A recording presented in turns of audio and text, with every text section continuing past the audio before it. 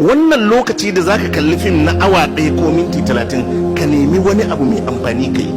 Shi wannan kallon ba zai amfane ka ba, wadda yake fim din ma abin bai amfane shi ba balle kai, me yin ma bai amfane shi ba balle kai. Ka yi kokari ka cikice wannan gurbi da wani aiki na alkhairi wadda gobenka ko jibinka zai amfane ka.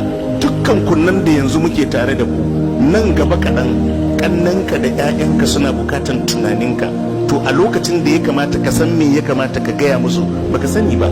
Yau sau da yawa akan samu wannan kalubale, uba ne ɗansa shekara 7 zuwa 10 sai ya rasa yadda zai yi da shi.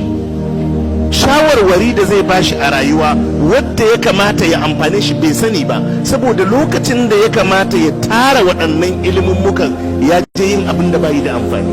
Yanzu kuma bukata ta taso, suna zaune sai mahaifinsu ya rasu, sai ya zama shi ne uba makannansa.